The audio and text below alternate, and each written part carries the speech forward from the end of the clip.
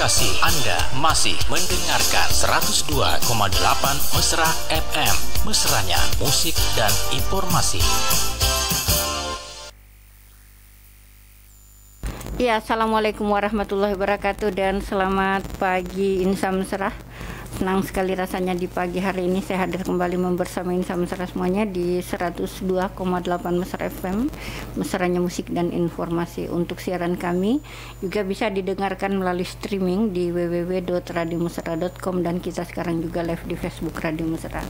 Untuk edisi siar hari Jumat tanggal 29 September bertepatan dengan 13 Rabiul Awal 1445 Hijriah, kami hadir di acara Dai Dialog Agama Islam bersama dengan Ustaz Muhammad Rosidin BAMA yang akan menemani kita sampai pukul 11 siang hari nanti. Dan untuk hari ini materinya adalah karena kita di bulan Maulid, materinya adalah inspirasi sejarah kelahiran Nabi Muhammad SAW.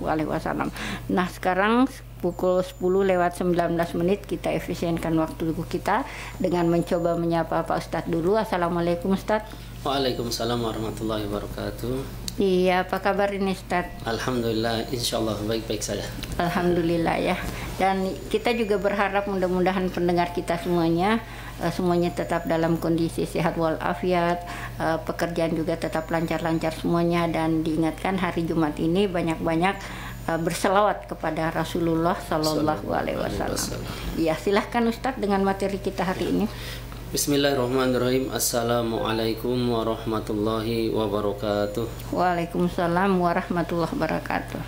Alhamdulillah rabbil alamin. Allahumma sholli ala sayyidina Muhammad wa ala ali sayyidina Muhammad. Insan mesra dimanapun berada, segala puji hanya bagi Allah Subhanahu wa taala. Alhamdulillah, alhamdulillah, alhamdulillah. Salawat dan salamnya semoga tetap tercurahkan kepada yang mulia, yaitu Nabi kita, yaitu yang mulia baginda Nabi Muhammad sallallahu alaihi wasallam. Allahumma sholli ala sayyidina Muhammad. Insan mesra dimanapun berada, insyaallah kita pada kesempatan Jumat ini kita karena sudah memasuki momentumnya di bulan-bulan Maulid, alangkah indahnya, bagus insyaallah membahas tentang permasalahan seputar daripada Maulid ataupun seputar sejarah Nabi, sejarah kelahiran Nabi ataupun sejarah akhlaknya Nabi, maka insyaallah ada keberkahan juga. Maka insan mesra dimanapun berada, sebelum kita memulai, kita sama-sama dulu bersyahadat asyhadu alla ilaha illallah wa asyhadu anna muhammadar rasulullah, dan juga kita bersolawat Allahumma sholli ala sayyidina Muhammad wa ala sayyidina Muhammad, dan beristighfar nastaghfirullahaladzim nastaghfirullahaladzim nastaghfirullahaladzim.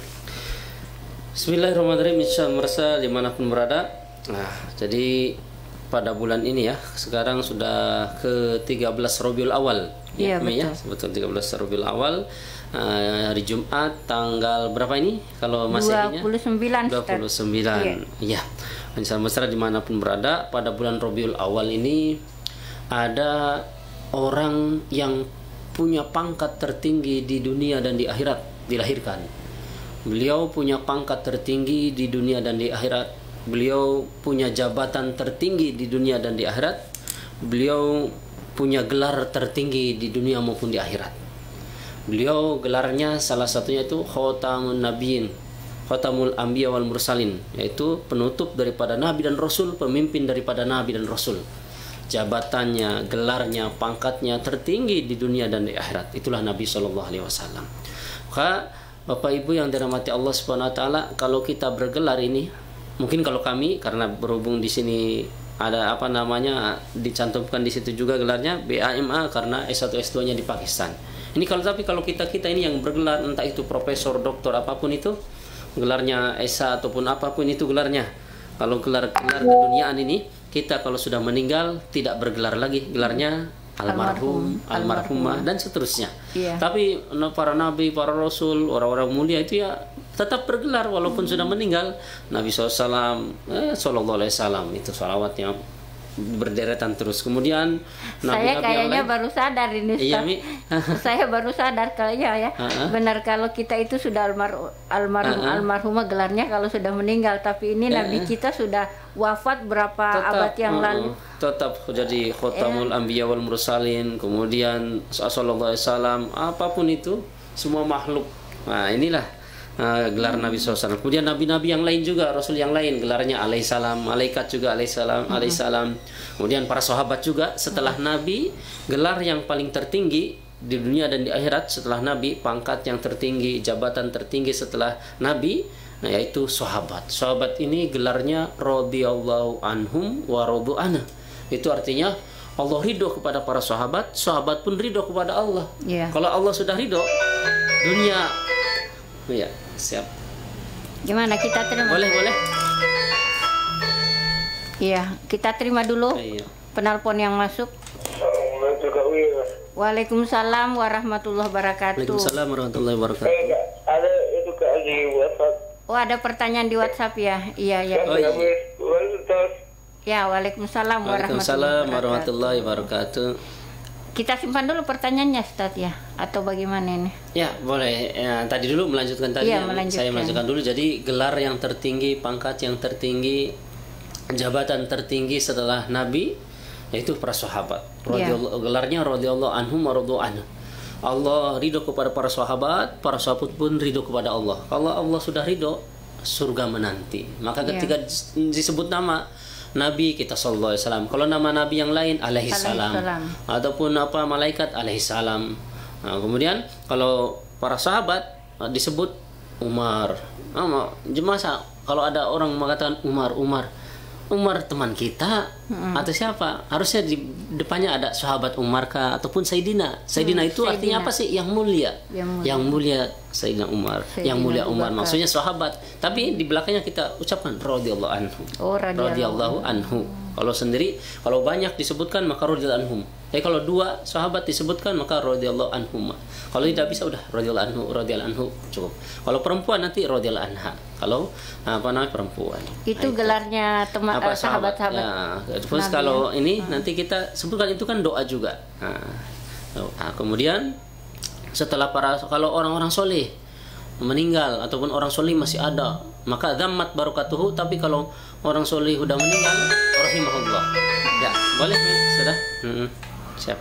Ya, penelpon kedua. Halo, assalamualaikum. Waalaikumsalam warahmatullahi wabarakatuh. Waalaikumsalam warahmatullahi wabarakatuh, dengan Ibu Handayani. Waalaikumsalam warahmatullahi wabarakatuh, Baji. Iya. Selamat berjumpa di Darah ya. Iya, betul Pak. Bu Handayani ya. Yang ini saya mau pertanyakan Pak Ustaz. Iya. Ini sangat-sangat penting bagi saya karena tadi ada ini masalah TDAE. Ya, air. Jadi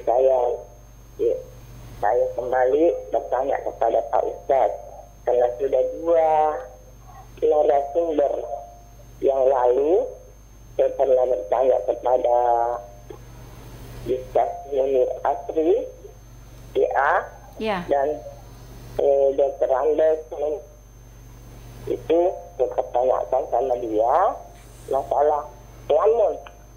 Masalah apa, Bu? Ya. Masalah tayamun? Iya, masalah tayamun. Iya. Apakah saya tanyakan kepada Pak Ustaz? Ini juga pertanyaan saya kepada Pak Ustaz. Iya.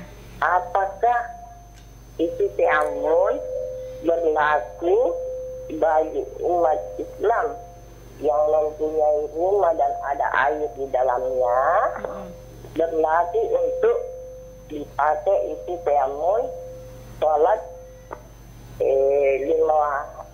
waktu itu. Tetapi pada waktu itu saya dikesokkan oleh Munir Kadir. Ustaz Munir Kadir itu kalau ada air, Bu, itu tidak bisa orang tayammum. Jadi saya jawab, airnya itu Pak, saya sudah anggap sudah kotor. Karena anak-anak sudah pakai mandi, sisa mandinya anak-anak, sisa ya mungkin dia cebok buat sudah buat air. So bagaimana? Jadi saya anggap kotor.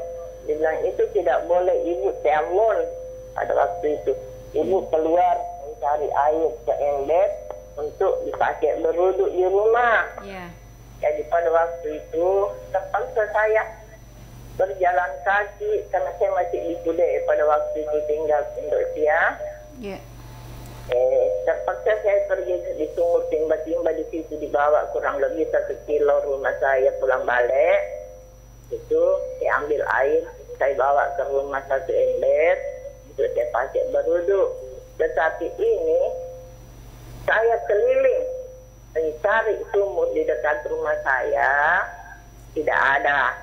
Jadi air PDAM itu sudah 4 waktu sudah tidak mengalir. Jadi saya tadi anukan sama Pak Ambo, dia bilang, Pak Ambo, temun ibu harus kita sholat. Bilang, ya bagaimana ya, saya pernah mendengar bahwa tidak boleh tiamun kalau ada air dalam rumah, dan tapi Pak Ambo tadi mengatakan temun ibu berdosa kalau tidak sembahyang.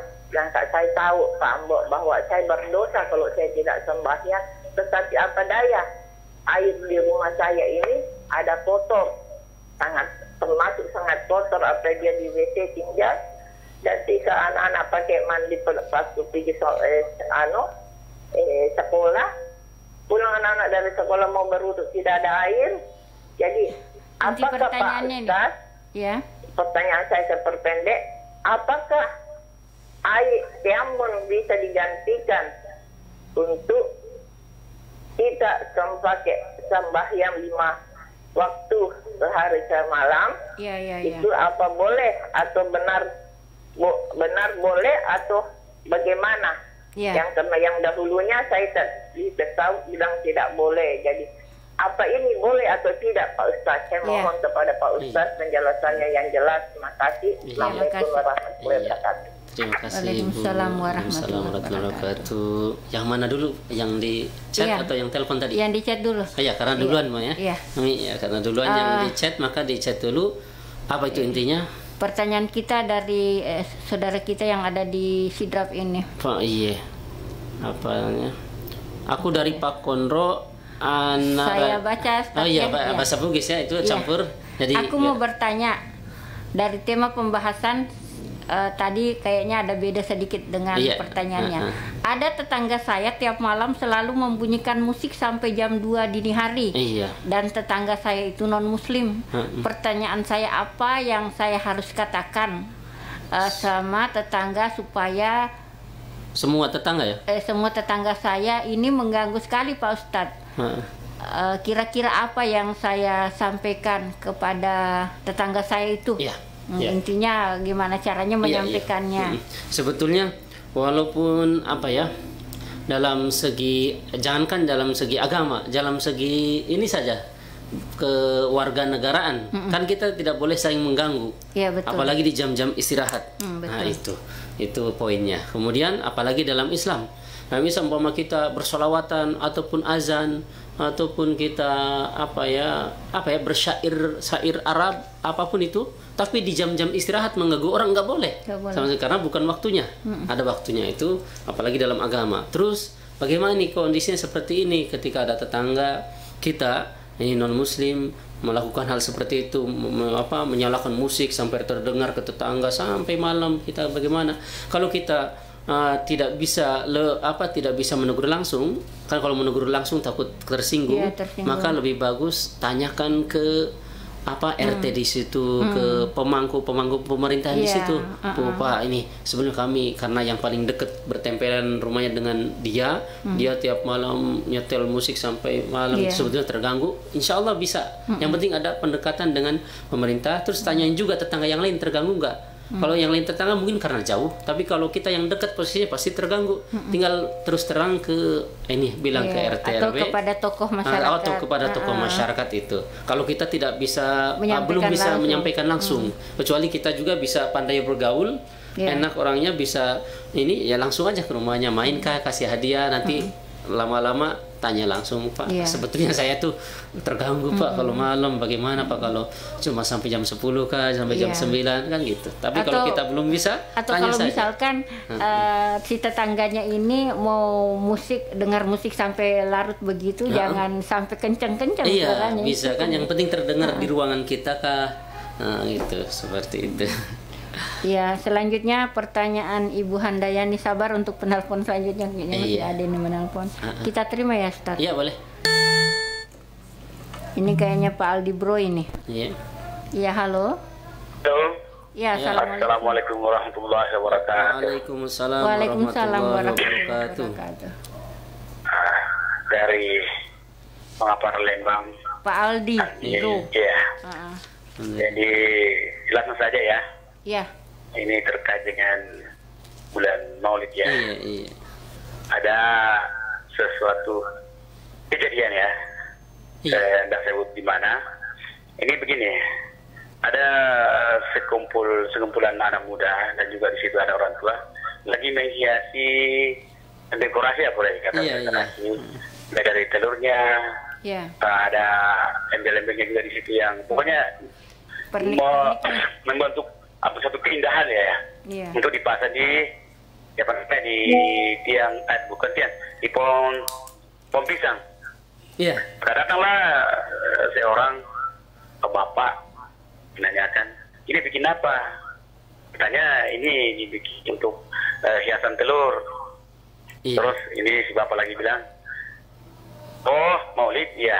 Terus bilang, oh Maulid, pasti ada lagi barasanji di situ. Terus ini yang bikin parah di situ karena si bapak ini bilang, barasanji, apa itu barasanji, tidak jelas apa maksudnya itu kitab itu. Nah ini yang bikin panas orang karena pertanyaannya seperti itu, tidak ada artinya katanya. Itu Al-Quran, iya itu yang dibaca. Saya bilang ada yang menjawab, bah itu barasanji itu kan sejarah Nabi di situ. Andaikan kita bisa mengartikan bahasa Arab, bisa membaca, itu cerita Nabi di situ, kisah Nabi yang begitu lengkap dengan kisah Nabi di situ. Terus ada juga yang menjawab, bukan saja ketika Maulid orang baca barasanji, masuk rumah baru, mobil baru, bahkan pengantin baru juga biasa dibacakan barasanji. Itu kan ada kisah Nabi di situ. Ya, pertanyaannya bagaimana menanggapi menjawab pertanyaan orang-orang seperti ini, Pak Ustaz? Saya kira itu saja. Assalamualaikum warahmatullahi wabarakatuh. Waalaikumsalam warahmatullahi wabarakatuh. Dimengerti tadi pertanyaannya? Ya, pada intinya apa itu, Mi? Intinya? Ada tadi yang bentar ya, soalnya saya juga tadi ini. Oh iya, ketika sedang mendekorasi acara Maulid, ada satu orang bapak-bapak ya, dia tidak sependapat, tidak suka lah. Apa ini untuk apa? Seolah-olah sia-sia ya. Iya betul. Apa itu intinya? Bagaimana menghadapi orang-orang yang semacam itu ya? Iya betul. Kita jawab dulu pertanyaannya siapa ini, Ustaz? Ada Ibu Handayani tadi yang menelpon masalah tayamum. Iya, tayamum itu tadi yang kami tangkap itu diantaranya panjang sekali sih. Cuma yang kami tahu bagaimana kalau airnya sedikit kah atau? Intinya begini, Ustaz. Katanya pernah bertanya sama Ustaz, mengatakan bahwa kalau ada air dalam rumah itu tidak boleh tayamum. Sementara air yang ada dalam rumah itu menurut Ibu tadi ini sudah kotor. Iya, sudah kotor. Terus dijawab lagi, kalau sudah kotor begitu usahakan keluar cari air. Sampai waktu itu katanya sampai jalan sampai berapa lah baru dapat air. Nah, kondisinya sekarang memang betul-betul dia sudah tidak dapat air di luar rumah. Bagaimana ini, Ustaz? Iya, Ibu, terima kasih Wajib tadi yang bertanya. Udah mencari air demi untuk ibadah, itu pun pahala besar itu. Terima kasih, Masya Allah, Allah pandang itu. Ya, memang salah satu syarat tayamum itu kalau tidak ada air. Tapi kalau ada air dimanapun itu, kalau masih ada air dia harus dengan berwudu dengan air. Tapi andaikan sedikit kotor, bagaimana? Kalau sedikit atau kotor, kalau kotor belum tentu najis, yang penting tidak terkena najis masih sah. Terus andaikan mungkin sudah bercampur lumpur, mungkin kalau betul-betul kalau dipakai malah jadi kotor, ya udah di yang lain juga nggak ada air, ya udah langsung diganti tayamum saja. Tapi kalau kotornya cuma karena keruh kah atau apa, masih boleh itu.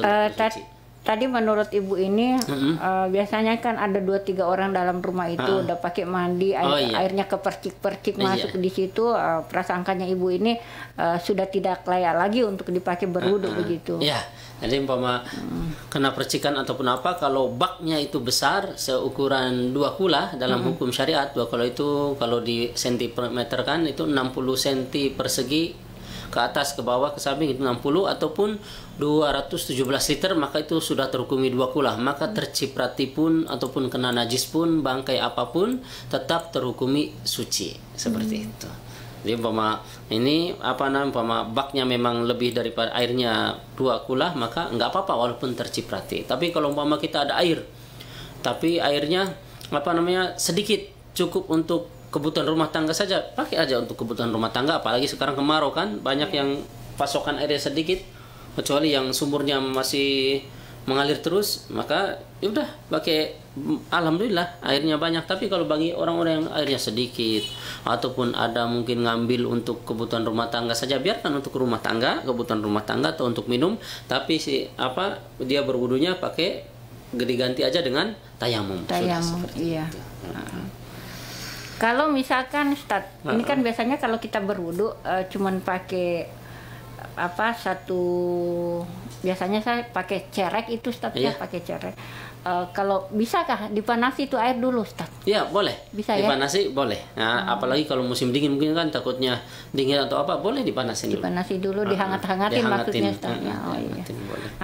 Terus tadi pertanyaan yang kedua dari Pak Aldi di Pengeparan Pinrang ini. Iya, yang tadi itu ya, bagaimana menghadapi orang yang tidak tidak mau seperti itu. Iya, artinya tidak sejalan. Tidak sejalan dengan Maulid. Ya udah, bahwa kita mau senangkan mereka, ya udah, tinggal diamkan saja. Tapi kalau mau diskusi, dengan diskusi yang baik. Di antaranya apa? Loh, kok kita dengan kelahiran Nabi tidak senang, bagaimana? Kita tahu Islam gara-gara Nabi dilahirkan. Terus kita bisa ada gara-gara Nabi diciptakan. Kalau Nabi tidak diciptakan, kita pun tidak akan ada. Pinrang pun tidak akan ada, Parepare pun tidak akan ada. Ini dunia alam semesta tidak akan ada kalau Rasulullah tidak dilahirkan, kalau Rasulullah tidak diciptakan. Maka selayaknya kita ya patut bergembira kalau dengan hari kelahiran yang mulia baginda Nabi Muhammad SAW. Yaitu bergembiranya terserah, mau ngerayainya di masjid silahkan. Mungkin dia nggak mau bawa telur-telur, silahkan. Mau ngasih hadiah langsung ke anak-anak yatim kah, ke pendidikan Islam kah, ke orang fakir miskin dalam rangka karena bergembira di hari kelahiran Nabi, silahkan. Dan adapun orang-orang yang merayakannya dengan membawa soko, membawa makanan ke masjid, membawa kan mereka membawa itunya dalam rangka gembira dan dalam rangka niat bersedekah, itu bukan niat untuk ini untuk puang penunggu pantai ini, untuk penunggu ini, enggak kan, mereka itu niatnya kan sedekah, berpahala itu. Bahkan jangankan itu, Abu Lahab saja diutarakan di dalam Sahih Bukhari, diutarakan kitab hadis. Dan kan kalau nggak ada Al-Quran, maka yang jadi rujukan adalah kitab Sahih Bukhari, Sahih Muslim, hadis, dan Sahih Bukhari, Sahih Muslim, Abu Dawud, Tirmidzi, Nasai, Ibnu Majah, dan seterusnya. Ini dalam kitab Sahih Bukhari pun, kitab hadis, itu dijelaskan, idza kana hadza kafiran ja'a dhammuhu bitabbat yadahu fil jahimi mukhallada ata annahu fi yaumil itsnaini daiman yukhaffafu anhu lisururi bi ahmada wa ma dhanna bil abdi alladhi tula umrihi bi ahmada masurran wa mata muwahhida. Itu kalau si orang kafir yang kafir tulen saja, Abu Lahab, yang pasti dia masuk surga, masuk neraka dia, Abu Lahab. Bahkan di Al-Quran diceritakan di Quran surat Al-Lahab, tabat yada Abi Lahab wa tab, itu dia walaupun kafir tulen dia pasti masuk neraka. Itu pun dapat keringanan siksaan di setiap hari Senin gara-gara ketika Nabi lahir dia bergembira kemudian memerdekakan budak perempuannya yang bernama Thwaibah. Maka itu dia diringankan siksaannya di setiap hari Senin. Maka bagaimana lagi orang-orang yang kita beriman kepada Allah, kepada Rasul, dan tetap beriman sampai meninggal, lebih-lebih daripada itu. Maka ini orang kafir saja seperti itu. Ini bahkan dimimpikan juga oleh Sayyidina Ibnu Abbas seperti itu kisahnya. Maka kita patut bergembiranya dengan cara apa saja boleh. Ada orang kok cinta dilarang. Bahkan jangankan Maulid, 17 Agustus saja tuh. berhias-hias diri di gapura, di jalan-jalan dalam rangka bergembira hari kemerdekaan. Nah, ini bergembira dengan hari orang yang akan membebaskan kita di akhirat, orang yang akan mensyafaati kita di akhirat, orang yang karena sebab beliau kita tahu iman, tahu Islam. Nah, masa kita tidak bergembira? Kalau kita tidak setuju dengan itu, biarkan. Jangan mengkritik, jangan menjelekkan. Umpama ada orang seperti itu, bagi pikir saja tinggal sama-sama diskusi, tapi dengan diskusi yang baik, jangan sampai saling menjelekkan, saling provokasi dan sejenisnya. Pada dasarnya ada dalilnya seperti itu. Kalau misalkan kita bisa memperingati Maulid, ya artinya ini masuk bidah hasanah ya. Bagaimana? Saya juga pernah mendengar, Ustaz, tapi kalau misalkan memperingati hari lahir sendiri, biasanya kan begitu hari ulang tahunnya ini ya. Bagaimana itu, Ustaz? Memperingati hari ulang tahun sendiri juga ya, kalau di caranya. Yang penting caranya jangan seperti Nasrani. Nasrani kan dalam hadisnya man tasyabbaha biqaumin fahuwa minhum, barang siapa yang meniru-niru ataupun menyerupai orang-orang non, maka akan digolongkan dengan kaum tersebut. Nah, maka barang siapa yang akan menyerupai suatu golongan, maka akan digolongkan dengan kaum tersebut. Dalam hadis riwayat Imam Abu Daud, man tasyabbaha biqaumin fahuwa minhum. Maka caranya bagaimana mau diadakan? Boleh beli kue ulang tahunnya, tapi nggak usah ditiup lilinnya. Kalau mau dinyalakan lilinnya silahkan, tapi nggak usah ditiup. Kalau ditiup kan sama aja seperti mereka adat istiadatnya. Kalau mau udah beli aja kue, kemudian nanti syukuran baca doa, dipotong, bagikan. Makan. Aman. Enggak apa-apa ya, Ustaz. Yang penting jangan tiup lilin. Jangan tiup lilinnya. Nah, itu yang dilarang. Karena sama kan orang-orang mereka yang akan seperti itu. Jadi itu ya biasa yang dipertanyakan orang, Ustaz. Kok kita bisa Maulid tapi kita dilarang untuk memperingati hari lahir kita? Boleh, tapi boleh, tapi dengan satu syarat tadi, jangan tiup lilin. Meniup lilin karena sama dengan mereka nanti kalau tiup lilin. Beli aja kuenya, nanti dipotong langsung. Iya. Ada pertanyaan di Facebook ini, Ustaz. Ya, tadi telepon sudah ada. Ya. Sudah terputus ya? Terputus. Dari Bu Hajrana Umar. Tolong diluruskan Pak Ustadz, ada suatu waktu pada subuh hari di mana saya terlambat bangun. Saya mau ke masjid berjamaah, tapi takutnya saya tidak bisa lagi sholat sunnah qabliyah karena sudah iqomat. Jadi saya memutuskan sholat subuh di rumah saja dengan alasan saya bisa jalankan sholat sunnah qabliyah. Qabliyah maksudnya ya. Dan dilanjut dengan sholat subuh. Ataukah saya ke masjid sholat berjamaah dengan tidak dapat lagi sholat sunnah qabliyahnya? Mohon pencerahannya. Ibu Hajrana Umar, ibundanya Ananda Alip, santri kami.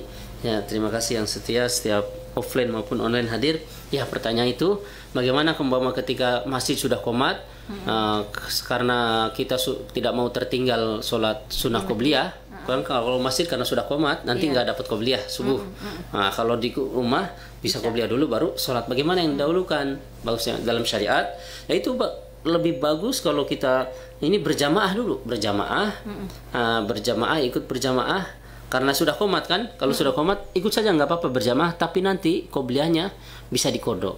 Kalau mau di masjid boleh, tapi takutnya orang yang nggak paham ini sholat apa lagi setelah subuh kok ada sholat, maka nanti dilakukannya di rumah. Di rumah saja qobliyah, kan sholat sunnah yang sudah kita biasa lakukan, sunnah untuk mengkodonya. Duha tertinggal tadi sunnah kodok. Tadi malam kesiangan, tadi malam mungkin bangunnya pas masjid sudah azan subuh, biasanya sholat tahajud, maka tinggal kodok nanti kapan. Sholat sunnah yang sudah terbiasa tapi kita tak sengaja tertinggal ataupun sengaja, sunnah untuk mengkodonya. Misalkan tadi kasusnya Ibu Hajrana ini dari masjid sudah kalau bisa langsung kodok di rumah, Ustaz. Iya bisa. Jadi saya ke masjid adalah berjamaah, setelah itu kodok di rumah, kodok qobliyah subuh. Tapi kalau dilakukan di masjid pun boleh, tapi takutnya masih ada teman-temannya nanti dikira ini aliran apa lagi nih. Ini kok setelah subuh betul. Ada sholat, karena dia belum tahu kan. Kecuali orang yang paham, berarti itu kodok sholat sunnah itu. Enak kalau yang ngerti, tapi kasihan kalau yang nggak ngerti nanti mengklaim kita aliran apa lagi gitu takutnya. Boleh di rumah saja. Tapi Ustaz, kalau misalkan bisakah kita kerjakan sholat sunnah qabliyah ini sebelum azan? Kalau sebelum azan subuh ya, masih itu sholatnya namanya sholat masih terhukumi sholat tahajud, sholat hajat, dan yang lainnya. Niatnya salat itu aja, Ustaz. Ya, tapi kalau misalkan sholat sunnah qabliyah, berarti setelah azan, setelah waktunya, azan, sebelum qomat. Setelah azan sebelum qomat itu namanya qobliyah subuh. Sama dengan waktu sholat yang lain, Ustaz ya? Iya, sama. Tapi kalau udah keburu qomat, udah kita berjamaah aja, nanti dikodok, bisa dikodok seperti itu. Bisa dikodok, Ustaz. Bisa disatukan, Ustaz, sholat qabliyah dengan sholat ini. Bisa. Tahiyatul masjid. Sunnah dengan sunnah kan boleh. Bisa. Bisa ya. Niatnya 2 batasnya. Sunnah dengan sunnah, umpama tahiyatul masjid sama qabliyah boleh. Ataupun tahiyatul masjid sama syukur wudu boleh. Yang penting. Iya. Ada pertanyaan yang masuk ini. Saya rasa jawaban Ustadz untuk Ibu Haji Rana cukup jelas ya. Iya. Dari Atika Putri Ramadhani. Assalamualaikum. Bagaimana hukumnya kalau ada imam lupa 1 rakaat pada sholat maghrib? Apakah makmum boleh memberi kode apabila imam lupa 1 pada sholat maghrib? Dan apa arti dari Maulid Nabi? Ya. Jadi yang pertama itu hukumnya kalau ada imam lupa. Jadi kalau lupa, entah sholat apapun itu, kalau lupa maka tinggal, kalau laki-laki subhanallah, dengan menegur subhanallah, maka dia mengerti, oh berarti ada yang lupa ini, ada yang kurang kah atau ada yang apa. Tapi kalau perempuan, kalau ikut berjamaah maka menepukkan tangan, tapi punggung tangan diadukan dengan telapak tangan. Bukan telapak tangan seperti tepuk tangan, bukan. Kalau tepuk tangan kan seperti ini. Tapi ini punggung tangan dengan telapak tangannya 3 kali. Nah itu berarti lupa. Kalau kita lupa berarti kurang 1 rakaat. Kalau kurang 1 rakaat itu kasusnya seperti itu. Pas udah salam ataupun sebelum salam tinggal baca subhanallah. Kurang subhanallah. Tapi kalau sudah salam, keburu salam, enggak apa-apa. Tinggal dibilang tinggal ketika sudah salam subhanallah, walaupun sudah salam subhanallah, nanti imamnya dia introspeksi berarti kurang. Kalau naik gitu. Jadi kalau makanya kan jadi imam kalau bisa yang ngerti-ngerti ilmu agama supaya supaya sesuai dengan hukum gitu. Nanti bapak ditegur subhanallah berarti ada yang kurang, tinggal kurang. Kalau sudah salam bagaimana? Makmum pun tidak ngasih kode ketika mungkin makmumnya juga nggak ngerti cara ngasih kodenya mungkin. Pas sudah salam baru makmum di belakang, imam kurang 1. Bagaimana kasus seperti ini? Kalau sudah salam tinggal tambah 1 rakaat karena jedanya belum lama. Tapi kalau jedanya sudah lama, meskipun tadi sempat walaupun sudah ngomong ini karena kasusnya seperti itu, imam kurang 1. Maksudnya kan udah salam nih. Pas sudah salam kan, kalau ini konteksnya itu gambarannya ketika makmum sama imam pun nggak begitu paham masalah ilmu agama. Assalamualaikum warahmatullahi wabarakatuh. Ataupun paham ilmu agama tapi sudah salam lupa, masih berdiskusi di belakang, kayaknya kurang ya. Iya kurang. Kasih tahu ke depan, imam kurang. Kan tinggal naik lagi takbir Allahu Akbar, sudah 1 rakaat. Bahkan hadisnya itu nanti kalau di bab salat Rasulullah saja pernah kurang, pernah tambah 5. Maka hal min mazid ya Rasulullah, apakah engkau menambah Rasulullah? Enggak. Ana basyarum nikah, saya pun sama seperti kalian, ada sifat lupa. Kalau lupa tegur saja, maka langsung sujud sahwi Rasulullah. Ketika kurang maka Rasulullah langsung tambah 1 saja, sudah. Kalau ditambah 1 begitu Ustaz, baca Al-Fatihah lagi. Iya, baca Al-Fatihah tetap sempurna, ruku sempurna, sujud sempurna sampai salam, udah selesai. Kalau jedanya belum lama. Kalau sudah assalamualaikum warahmatullahi wabarakatuh. Habis sudah jalan-jalan, sudah apa, sudah mau doa malah baru ngasih tahu, mulai dari awal. Mulai dari awal lagi. Pertanyaan yang kedua ini, apa arti dari Maulid Nabi? Ya, Maulid itu aulada yulidu ilal mauladan pa maulidun.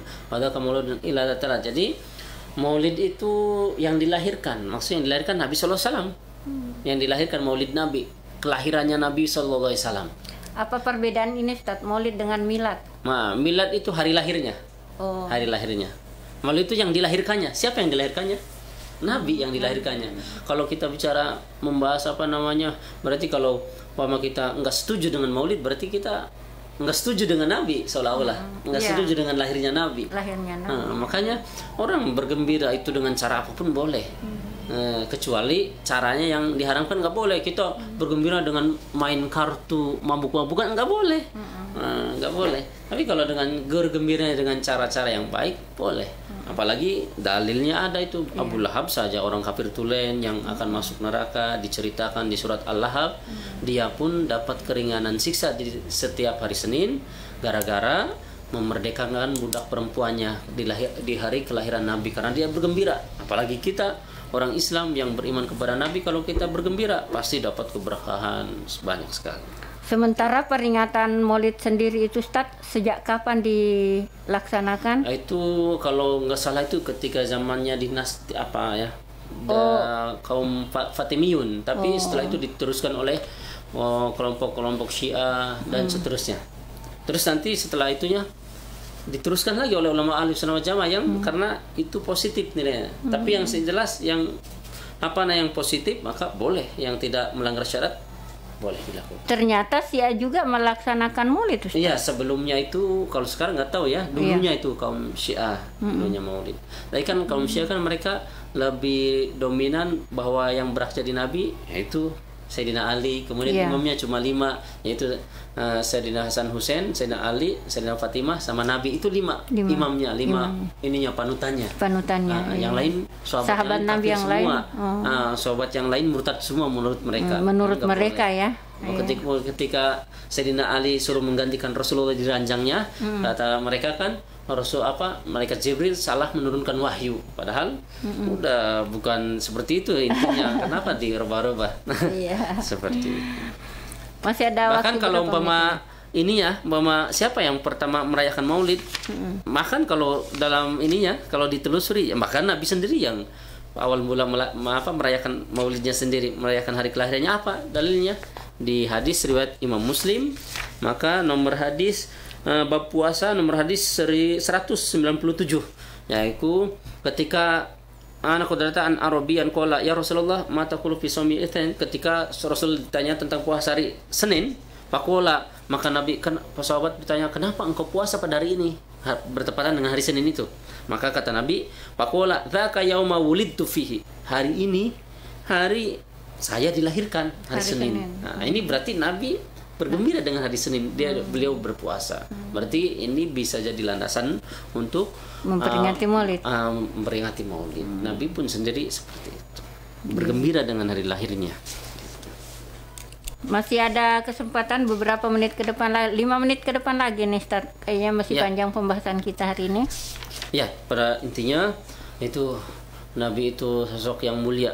Jadi Nabi, gara-gara Nabi kita dilahirkan, gara-gara Nabi kita tahu iman, tahu Islam, bisa selamat dunia akhirat kalau kita ikut Nabi SAW. Bahkan dalam Al-Quran surat Yunus ayat 58, kul bifadlillahi wa birahmatihi fabidzalika falyafrahu, katakanlah wahai Muhammad, dengan anugerah dan rahmat Allah hendaklah kalian bergembira, kata Allah SWT. Muhammad katakan kepada umatmu, hendaklah dengan anugerah dan rahmat Allah hendaklah kalian bergembira semuanya. Dan anugerah rahmat, dan tidak ada rahmat yang lebih mulia melebihi dengan yang diutusnya yang mulia bagi Nabi SAW. Dalilnya mana? Wa ma arsalnaka illa rahmatan lil alamin. Quran surat Al-Anbiya ayat 107, artinya tidaklah kami utus kepada engkau kecuali wahai Muhammad, engkau kecuali untuk rahmat bagi seluruh alam. Rahmatil alamin. Rahmatil alamin. Ini kita disuruh bergembira dengan anugerah dan rahmat Allah, dan tidak ada rahmat yang lebih tinggi, yang lebih agung dengan yang diutusnya yang mulia bagi Nabi Muhammad SAW. Maka kita bergembira dengan datangnya Nabi, dengan lahirnya Nabi, bergembira dengan konteks meluapkan kegembiraannya dengan apapun boleh, yang penting tidak melanggar syariat. Seperti itu. Iya. Gimana dengan pertanyaan yang kemarin, Ustaz? Oh iya, kunut ya. Iya, kita. Itu al-qanata yaqnutu qanatan. Kunut itu artinya kalau secara bahasanya diam. Maksudnya berdiam dalam rangka untuk ibadah, dan juga bisa juga artinya doa. Kunut itu doa, berarti maksudnya itu kunut ketika dalam sholat berdoa berdiri setelah ruku. seperti itu. Berdoa berdiri setelah ruku. Sama seperti sholat. Sholat itu seperti bahasa apa sih? Sholat itu kalau menurut bahasa doa, sholat juga. Tapi istilah, bagaimana menurut istilah maksudnya? Yaitu muftatahatun bitakbir wa muhtatamatun bitaslim. Yaitu kalau secara istilahnya sholat itu diawali dengan takbir, ditutup dengan salam. Itu kalau panjang lebarnya. Terus kalau kunut tadi intinya berdiam, tapi maksudnya berdiam, berdiri, berdoa. Berdiam dalam keadaan berdiri untuk berdoa. Waktunya ketika setelah ruku. Itu yang dimaksud kunut. Tadi ada yang Iya, ini ada penelpon terakhir kayaknya masih Ibu Handayan ini. Iya, boleh. Iya, silakan Bu Handayani. Iya, Bu. Halo. Iya, Ibu Handayani. Silakan. Saya mau tanya, jadi itu kalau kita tayamum bisa menggantikan wudu untuk sembahyang 5 waktu? Ya, kalau tayamum itu Ibu 1 kali sholat untuk 1 kali waktu. Kalau tayamum 1 kali wajib, 1 kali tayamum. Kalau untuk sholat sunnahnya beberapa kali pun boleh. Dan salah satu syaratnya kalau tayamum itu ketika sudah masuk waktu sholat harus tapi tayamum. Sunatnya Pak Ustaz bisa sunnah beberapa kali boleh. Bisa sunat dulu.